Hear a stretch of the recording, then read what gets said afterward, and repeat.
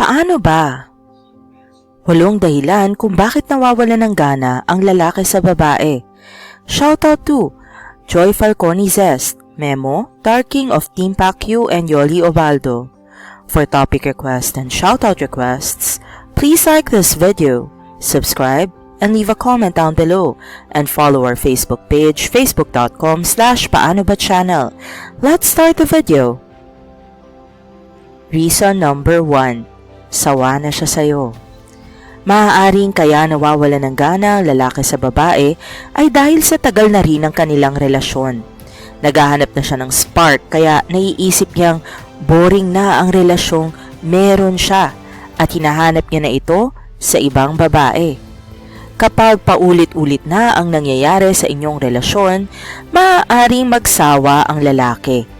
Sa sobrang smooth ng relasyon ninyo, wala na kayong pinoproblema at nawawalan siya ng challenge, ika nga. Hindi niya na feel na kailangan kanyang habul-habulin o suyuin at napapaisip siya kung meron bang mas better na match sa kanya sa labas ng inyong relasyon. Kaya naman, upang hindi siya magsawa sa'yo, okay rin ang paminsan-minsang magpapamiss ka sa kanya o di kaya ay magtatampo ka sa kanya. Pwede ring gumawa kayo ng mga mapaglilibangan, mag-explore kayo o sumubok ng mga outdoor activities ng magkasama. Nang sa gayon ay may bago kayong mapag-uusapan at mapagbabandingan.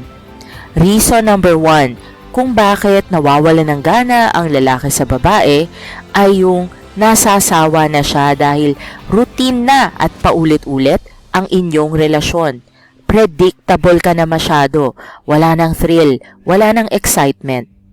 Reason number 2, demanding ka. Kapag masyadong demanding si girlfriend, maaaring magsawa ang lalaki at mawalan siya ng gana sa'yo. Kapag masyadong mataas ang standard ng isang babae, yung tipong hindi talaga kayang abutin ng boyfriend mo.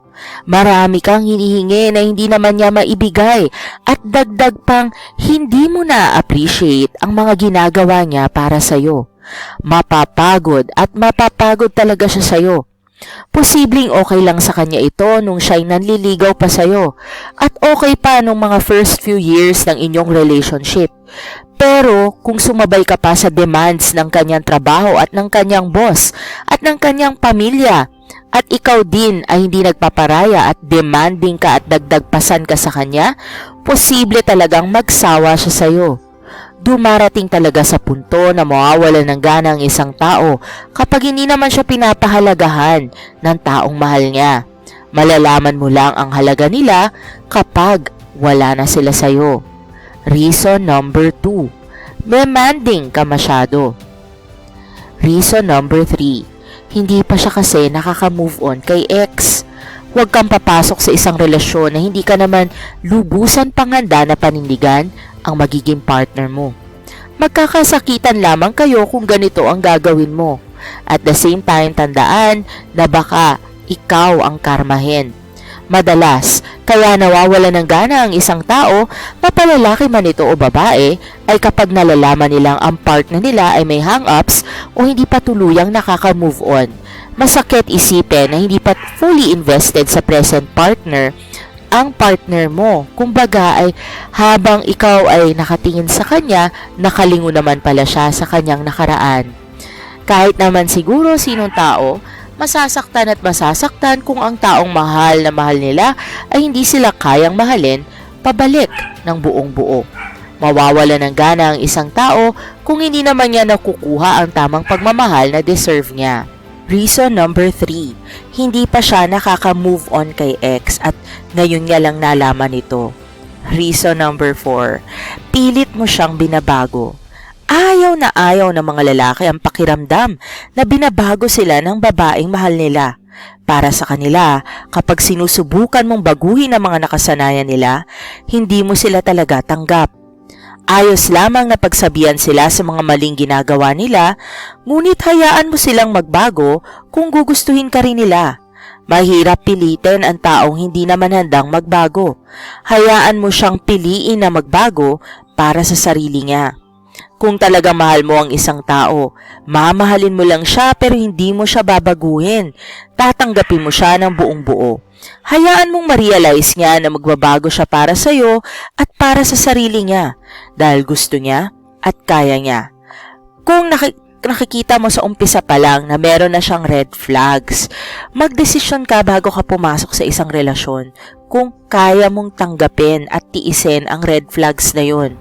Dahil hindi porke naging kayo at sinagot mo na siya o hindi dahil ang tagal-tagal nyo na kayong dalawa magkasama, hindi ibig sabihin nito na mababago mo siya. Kaya ang better strategy ay kung sino man siya nung naliligaw siya sa'yo, tingnan mo kung kaya mo siyang tanggapin ng buong buo. Reason number 4, binabago mo siya. Before we continue with reason numbers 5 to 8, may kling patalastas lang po. Find what you are looking for, nasa Lazada yan. Get free shipping vouchers and 100 pesos off on your first order when you shop using the link in our video description box. And if you haven't done so already, please turn that thumbs up button blue and like this video. Napakalaking tulong po niyan sa ating channel. Let's continue with reason number 5. Wala nang time para sa isa't isa. Napakahalaga ng oras sa isang relasyon. Kung mahal mo ang isang tao, kusa mo silang bibigyan ng oras kahit hindi nila ito hingin sa'yo. Ikaw ang gagawa ng paraan para makasama at makausap sila. Na kahit gaano ka pa ka-busy, kakausapin mo pa rin sila. Gagawa ka ng oras para makabonding sila.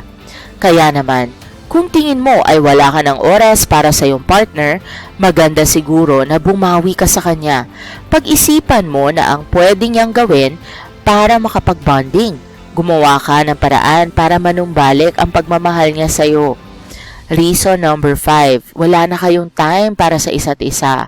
Gumawa ka ng quality time nang ma-ignite uli ang pananabik nyo sa isa't isa. Reason number 6, nasasakal mo na siya. Ayaw na ayaw din ng mga lalaki na nawawalan sila ng freedom. Ang pakiramdam na pinagbabawalan sila ay nakakawalang gana para sa kanila. Kaya naman, para hindi ka iwan ng isang lalaki, huwag mo siyang sasakalin. Huwag mong kontrolin ang mga ginagawa niya. Hindi naman porket nasa isang relasyon na kayo ay pagbabawalan mo na siyang gawin ang mga gusto niya. Kung mahal mo ang isang tao, mahalin mo lang siya. Huwag mong pagbabawalan. Huwag mong sasakalin. At higit sa lahat, huwag mong aangkinin na parang pag-aari mo siya. Reason number 6, nasasakal na siya sa'yo. Reason number 7, hindi na magkasundo ang mga personality ninyo. Sa isang relasyon, kaya nagtatagal din ang magkasintahan at mag-asawa ay dahil sa tinatawag nilang same vibes. Nagkakasundo ang kanilang mga personalidad. Umaayon ang kanilang mga gusto sa gusto ng partner nila. Kaya naman, kapag napapansin ng lalaki na madalas na silang hindi magkasundo ng partner nila, nawawala na rin sila ng gana. Kapag magkaiba na ang mga opinyon at hindi na nagkakasundo sa mga maliliit at malalaking bagay, ay nawawala na ng gana ang isang lalaki.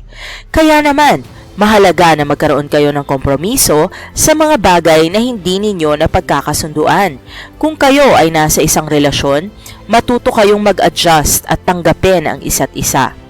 Reason number 7, hindi na magkasundo ang personalities ninyong dalawa. Reason number 8, wala na kayong tiwala sa isa't isa. Napakahalaga ng tiwala sa isang relasyon. Dito nagmumula ang matibay na pundasyon ng magkasintahan. Kung may tiwala ka sa partner mo na hindi kanya lolokohin, magtatagal at magtatagal kayong dalawa na kahit may makasalumuha man kayong iba, confident ka sa sarili mo na ikaw lang ang taong mamahalin niya. Wala namang kasiguraduhan sa mundo. Ang kailangan mo lang ay maniwala. Upang hindi magsawa ang partner mo sa'yo, magtiwala ka ng buong buo sa kanya. Mahal mo siya kaya magtitiwala ka. Reason number 8, wala nang tiwala sa isa't isa. Maraming salamat sa pagnood. Please like this video and subscribe to the Paano Ba channel for more Tagalog how-to videos and like our Facebook page, facebook.com/paanoba channel.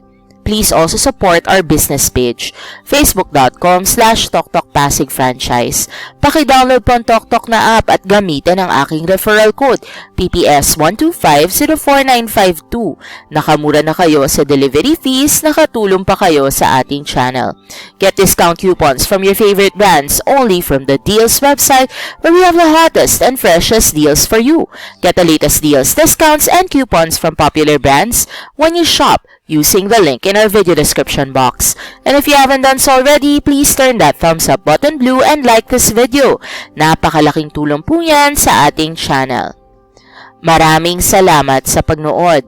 For topic requests, video requests, and shoutout requests, please like this video, subscribe, and leave a comment down below.